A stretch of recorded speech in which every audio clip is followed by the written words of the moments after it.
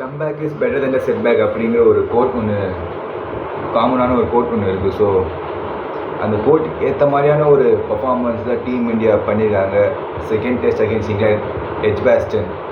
So ஒரு first டெஸ்ட்டில் பார்த்தீங்கன்னா ஒரு ஆல்மோஸ்ட் ஒரு நல்ல ஒரு பொசிஷன்லேருந்து லூஸ் பண்ண ஒரு கேம். ஸோ செகண்ட் டெஸ்ட்டில் பார்த்தீங்கன்னா அப்படியே அதுக்கு ஒரு டபுளாக வந்து ஒரு நல்ல பெர்ஃபார்மன்ஸ் பண்ணாங்க. So team India so 1-all அப்படின்னு சீரீஸ் லெவலில் இருக்குது test 5 match test series. So let's see the England versus India second test review. So நான் ஆல்ரெடி சொன்ன மாதிரி தான் இங்கிலாந்து இட்ஸ் ஒரு மாதிரி ஒரு அன்பிரிடிக்டபிள் ஒரு கண்டிஷன்ஸ் தான் இருக்குது. அது ஒரு இங்கிலாந்து கண்டிஷன்ஸ் தான். ஸோ எப்போ மழை பெய்யும், எப்போது வெயில் அடிக்கும் அப்படிங்கிறது வந்து யாருக்குமே தெரியாது. ஸோ அந்த மாதிரி ஒரு conditions. So very tough to bat எனக்கு பொறுத்த வரைக்கும். பட் இந்த ஒரு சீரீஸ் அப்படி இருந்திருக்கான்னு கேட்டால் இந்த 2 மேட்ச் பார்த்தீங்கன்னா அந்த சத்தியமாக அந்த மாதிரி இல்லை. ஏன்னா டாஸ் வந்து இந்த ஒரு இதுவும் இங்கிலாண்டாக வின் பண்ணி ஸ்ட்ரெயிட்டாகவே பவுலிங் அப்படின்னு இது பண்ணாங்க. பிகாஸ் அவங்களுக்கு ஒரு ஹோம் கண்டிஷன்ஸ் மேபி போக போக கொஞ்சம் கண்டிஷன்ஸ் கொஞ்சம் இதுவாக இருக்கும், ஒரு ஃபேவராக இருக்கும் அப்படின்னு தான் இங்கிலாண்டோட கேப்டன் பென் ஸ்டோக்ஸ் நினச்சிருப்பார். பட் அது மாற அப்படின்னு நடந்துச்சு. ஸோ ஃபஸ்ட் டெஸ்ட்டில் எப்படி ஒரு எஸ்எஸ்சி ஜெய்ஸ்வால் கேஎல் ராகுல் ஒரு நல்லா ஒரு பார்ட்னர்ஷிப் பில்ட் பண்ணி இது பண்ணாலும் லைக் செகண்ட் டெஸ்ட் அந்த மாதிரி ஆரம்பிப்பான்னு எதிர்பார்த்தேன். பட் கேஎல் ராகுல் ஒரு ஸ்டார்ட் பண்ணாமல் அவுட் ஆகிட்டார் ஒரு 2 ரன்ஸ்க்கு. அதுக்கப்புறம் SSC Jaiswal they gave a brilliant start. ஏன்னா ஒரு ஃபஸ்ட் டெஸ்ட்டில் செகண்ட் இன்னிங்ஸ்க்கு எந்த மாதிரி ஒரு ஸ்டார்ட் கொடுத்தாரோ அந்த ஒரு அதை கண்டினியூ பண்ணார். இந்த ஒரு டெஸ்ட்லேயும் பார்த்தீங்கன்னா ஒரு brilliant 87. they missed another deserved century. அதுக்கப்புறம் captain Shubman Gill is take the charge man. So சத்தியமாக ஒரு ஆஸ் அ பேட்டர் ஒரு நல்லாவே பண்ணியிருக்காரு கில். இப்போ ஒரு கேப்டனாக வந்து பண்ணலிங்கிற ஒரு ஃபஸ்ட்டு ஸ்டெப்பும் எனக்கு அந்த ஒரு ஃபீலிங்ஸ் இருந்துச்சு. லைக் ஒரு பேட்டரை நல்லா பண்ண, பட் ஒரு கேப்டன்சியாக வந்து என்ன சொல்கிறது கில் வந்து சரியாக பண்ணலையோ மேபி என்ன சொல்ல அந்த கேப்டன்சி ப்ரெஷர் எப்படி பவுலர்ஸ் ரொட்டேட் பண்ணுறது அந்த மாதிரியான ஒரு தாட்ஸ் இல்லாமல் இருந்துச்சு சுப்மன் கில்க்கு. அந்த மாதிரிலாம் எனக்கு தோணுச்சு. But as a batter once again Shubman Gill he was proved, அது டவுட்டே இல்லை. ஏன்னா ஃபஸ்ட் டெஸ்ட்லேயும் பார்த்தீங்கன்னா ஒரு 100 அடிச்சார் ஃபஸ்ட் இன்னிங்ஸில். செகண்ட் இன்னிங்ஸில் வந்து ஒரு ஸ்டார்ட் பண்ண இது பண்ண முடியல. ஸோ இந்த செகண்ட் டெஸ்ட்டில் I think the brilliant man அதில் அன்டவுட்டட்லி ஒரு பிரில்லியன்ட் 200 ஃபஸ்ட் இன்னிங்ஸ். அதுவும் இங்கிலாந்து மாதிரி ஒரு கண்டிஷன்ஸில் இங்கிலாந்துக்கு அகேன்ஸ்டாங்கிறதெல்லாம் it's not easy one. Like I know Broad and Anderson 2 பேருமே இல்லை. பட் இருந்தாலுமே இங்கிலீஷ் பவுலர்ஸ் அட் இங்கிலாந்து பிச்சஸில் வந்து நிஜமாலே யாராக இருந்தாலுமே கொஞ்சம் டஃப்பாக தான் இருக்கும். ஸோ அப்படி இருக்கும்போது சுப்மன் கில் இது வந்து பிரில்லியன்ட் ஜாப். ஒரு 269 ரன்ஸ் ஐ திங்க் ஒரு பிரில்லியன்ட் ஒரு 300 எக்ஸ்பெக்ட் பண்ண ஆஃப்டர் த கருண் நாயர். ஏன்னா இதே இங்கிலாந்து அகேன்ஸ்ட் கருண் நாயர் ஒரு பிரில்லியன்ட் ஒரு 300 அடித்தார். ஸோ அந்த ஒரு இதை எக்ஸ்பெக்ட் பண்ணும். பட் அன்ஃபார்ச்சுனேட்லி அது நடக்கலை. But is broke the record of Sunil Gavaskar ஒரு 241 ரன்ஸ் அகேன்ஸ்ட் இங்கிலாந்து. அதான் வந்து ஒரு வேர்ல்டு ரெக்கார்டாக இருந்தது against England at England. So அதை வந்து சுப்மன் கில் ப்ரோக் பண்ணியிருக்காரு. அண்ட் ஆஸ் அ டெஸ்ட் கேப்டனாகவும் பார்த்தீங்கன்னா Shubman Gill is broke the record.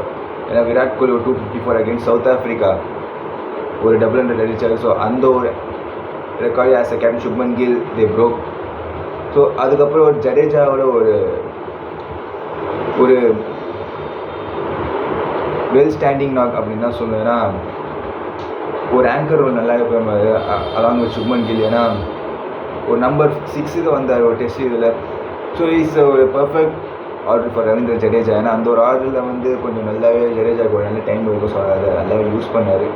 Almost ஒரு 89 ரன்ஸ் தே மிஸ் த செஞ்சுரி. அதுக்கப்புறம் ஒரு வாஷி வந்து ஒரு நல்ல பார்ட்னர்ஷிப் கொடுத்தாரு வித் சுப்மன் கில்.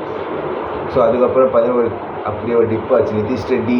ஸோ ஷர்துல் தாவூர் பதிலாக இந்த ஒரு டெஸ்ட்டில் இன்க்ளூட் பண்ணாங்க. So they can't perform well. அதுக்கப்புறம் பார்த்தீங்கன்னா ஒரு பும்ராவுக்கு பதிலாக ஒரு ஆகாஷ்தீப் வந்தார். ஸோ ஆகாஷ்தீப்போட கான்செப்ட் நான் லைக் போக நான் சொல்கிறேன். ஸோ நல்ல ஒரு இதுவாக இருந்துச்சு ஒரு பேட்டிங் பொறுத்தவரை 587 runs. Then Shubman Gill and Jadeja தான் மேபி இது வந்து நல்லாவே போயிருந்துருக்கலாம். But it's a good score against England. ஏன்னா இந்த பேஸ்பாலுக்கு இந்த 587 ரன்ஸ்லாம் கூட எனக்கு தெரிஞ்சு 10 தான் சொல்லுவேன். ஏன்னா அவங்க ஆடுற பிராண்ட் ஆஃப் கிரிக்கெட் அந்த மாதிரி. ஸோ இன் ரிப்ளை செகண்ட் இன்னிங்ஸில் பார்த்தீங்கன்னா இங்கிலாந்து ஃபஸ்ட் இன்னிங்ஸில் பார்த்தீங்கன்னா கொஞ்சம் ஒரு டீப் ட்ரபிளில் தான் இருந்தாங்க. ஏன்னா சிராஜ் அண்ட் ஆகாஷ் தீப் இந்த 2 பேருமே வந்து ஒரு நல்லாவே இது பண்ணாங்க. லைக் பும்ராவோட ஆப்சன்ஸ் இந்தியாவுக்கு வந்து எந்த அளவுக்கு ஒரு இருக்கும் அப்படின்னு யோசித்த போது, ஸோ அந்த ஒரு இதெல்லாம் பற்றி இதே பண்ணல. பும்ரா இல்லை நாங்கள் இருக்கோண்டாங்கிற மாதிரி ஆகாஷ் தீப்பும் முகமது சிராஜும் வந்து நல்லாவே பண்ணாங்க. ஸோ ஒரு குயிக் ஃபயராக ஒரு 5 விக்கெட்ஸ் லாஸ் ஆனதுக்கப்புறம் ஆல்மோஸ்ட் ஒரு பெரிய ஒரு லீடு இந்தியா எடுப்பாங்க, மேபி ஃபாலோ ஆன் கூட சான்ஸ் இருக்கும் அப்படின்னு இது பண்ணும்போது லைக் அதெல்லாம் இல்லை. இந்த மாதிரி ஹாரி ப்ரூக்கும் ஜேமி ஸ்மித்தும் ஒரு பில்லியன் பார்ட்னர்ஷிப்.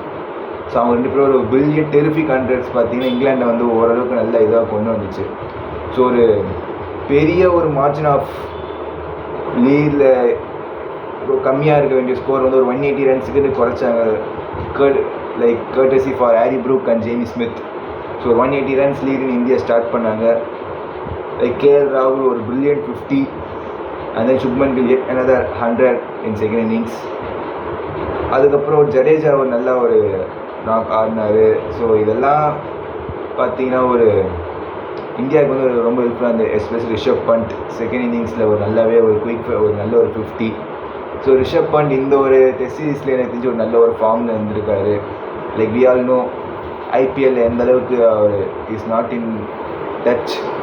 ஸோ நல்லாவே ஒரு பெரிய ஒரு பேட்லேயே பண்ணல ஐபிஎல்ல பொறுத்த ரிஷப் பண்ட். ஸோ டெஸ்ட் சீரீஸில் வந்ததுக்கப்புறம் ஐ திங்க் ஒரு வேறு மாதிரி ஒரு ரிஷப் பண்ட் நம்ம பார்த்துன்னு இருக்கோம். I think is the real Rishabh Pant. அதாவது நார்மல் ஒரு விண்டேஜ் ரிஷப் பண்ட்னா இவர் தாங்க. ஐபிஎல்ல பார்த்த ரிஷப் பண்ட்லாம் இஸ் நாட் ஒரு ஒன் பேட் சீசனை வச்சு நம்ம வந்து யாரையும் டிஃபைன் பண்ண முடியாது. ஸோ அது ரிஷப் பண்ட் வந்து டெஸ்ட் சீரீஸில் அதை ப்ரூவ் பண்ணி காட்டினார். ஸோ ஒரு பெரிய ஒரு டார்கெட் 6 நாட் 7 8 9 ரன்ஸுங்கிற ஒரு டார்கெட் வந்து இங்கிலாந்துக்கு செட் பண்ணாங்க. I think we all know India should இந்த கேம் தான் எக்ஸ்பெக்ட் பண்ணுவோம். ஆர் இங்கிலாந்து ட்ராக்கு போவாங்க அப்படின்னு இது பண்ண இதில் yet again Indian bowlers done brilliantly, especially Akash Deep. So Akash Deep தான் பார்த்தீங்கன்னா இயர்லியாகவே கொஞ்சம் பிரேக் த்ரூஸ் கொடுத்தாரு. அதுக்கப்புறம் சிராஜ் இந்த 2 பேரும் கொஞ்சம் இயர்லியாக பிரேக் த்ரூஸ் கொடுத்தாங்க.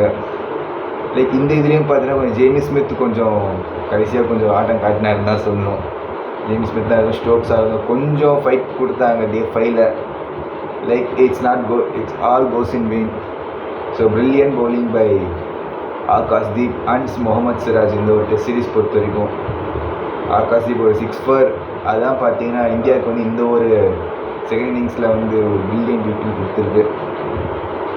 And at the same time ஒரு 10 wicket haul for Akash Deep. Akash Deep already against பங்களாதேஷ்க்கு டெஸ்ட் சீரீஸ் டெபு பண்ணார். லைக் அதுலேயே ஒரு ரீசனபிள் பர்ஃபார்மன்ஸ் இருந்துச்சு. லைக் ஆஸ்திரேலியாலேயோ பண்ண டெபு ஆனார், பட் அது பெருசான ஒரு பர்ஃபார்மன்ஸஸ் இல்லை, பெருசாக பர்ஃபார்ம் பண்ணலை.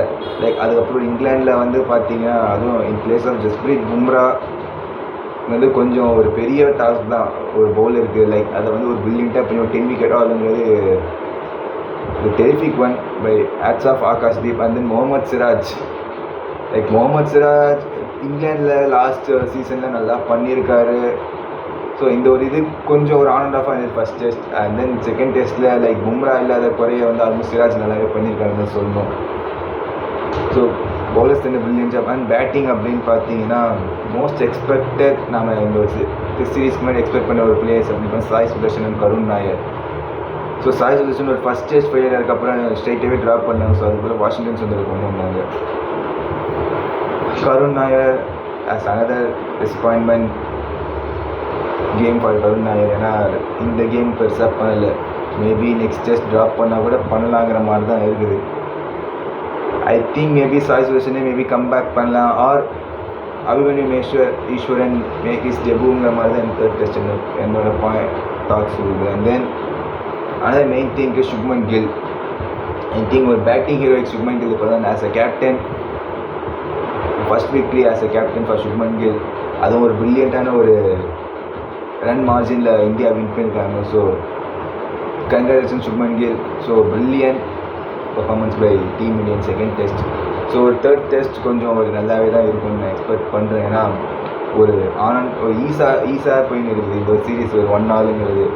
ஸோ டெஃபினட்டாக இங்கிலாண்டுக்கு இதுக்கப்புறம் ஒரு ஈஸின்னு அப்படின்னு சொல்லவே முடியாது. ஏன்னா இந்தியன் டீம் வந்து ஒரு நல்ல ஃபைட் பேக் கொடுத்துருக்காங்க. ஸோ இதுக்கப்புறம் ரிமைனிங் ஆஃப் டெஸ்ட் மேட்ச்லாம் எக்ஸ்பெக்ட் பண்ணுவோம். ஸோ அதுதான் கைஸ் இந்த செகண்ட் டெஸ்ட் பொறுத்த வரைக்கும் என்னோட இது. லைக் நெக்ஸ்ட் வீடியோவில் talk about the TNPL season 9. So முடிஞ்சிருக்கு நேற்று தான். So iDream Tiruppur Tamizhans win பண்ணியிருக்காங்க. ஸோ அதை பற்றி டீட்டெயிலாக ஒரு நெக்ஸ்ட் வீடியோவில் பேசுகிறேன் கைஸ்.